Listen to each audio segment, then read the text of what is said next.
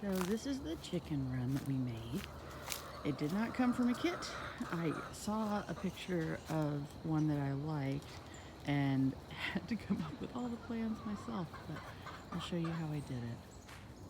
All right, so I'll show you the plans here in a minute, but just to give you an idea, the run is 10 foot long by 8 foot wide at the face and the rear.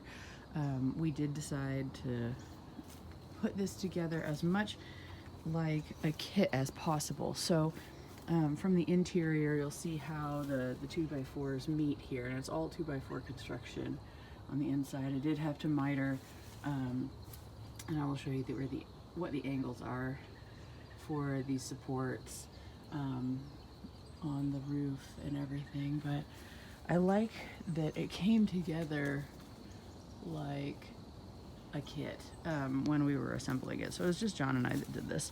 And so when I was making the measurements, I made the front first. And so we made the front and the back frame to match each other.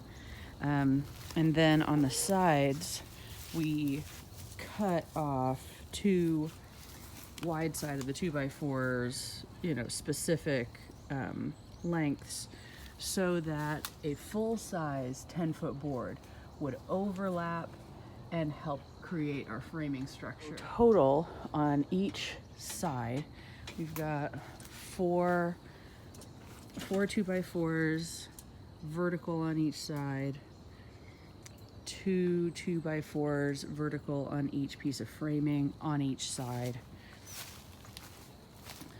We've got 4 2x4s on the front and back each, with an 8-foot board all the way across at the bottom, and then we went up into the apex, and then put a top of our door here, and then we built the door as well. We only had that one board that was part of the original frame, and then we had to add on additional roof support beams, and then there was the top of the apex there. So it had to add 1, 2, 3, 4 10-foot boards to support the roof, and then we have 3 2x4s on the interior as interior supports. But honestly, that's where the birds have been roosting when it gets nice and hot.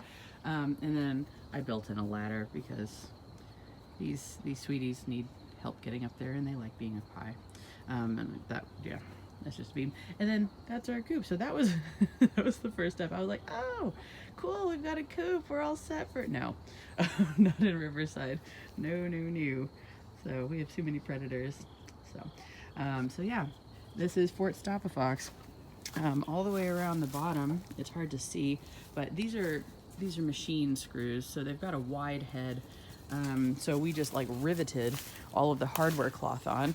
It is top to tail covered in hardware cloth all the way from the top, and then it's buried. We dug a trench. You can see where the ground is still raw. You can still see some of it that's poked out there. But we dug a trench about 12 inches down and then 12 inches over, and then wrapped, hi Tiny, this is our lap chicken, dug a trench out and then buried the hardware cloth under there. So we have had good success keeping these girls alive in a predator-filled environment. It gets wicked hot in the summer, so we put lattice up on the back just to kind of give us a break here, because we get, oh man, blinding sunset sun.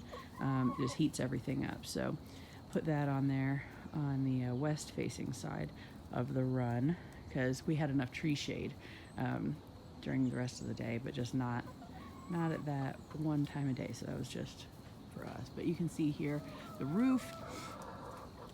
We did do on the roof, we did plywood and covered that in tar paper, put on a drip edge, and then put on shingles ourselves. So yeah, that's how this is put together so far. And you know how it is. They're like, oh, what else can I do for my birds? It's like, oh, maybe I'll make them something to play on when it gets cold out. I don't know. But this is the structure that, even if we don't get up on time. They can get to their food, they can get to their water, they can get around and play a little bit and lay their eggs, and everything is grand.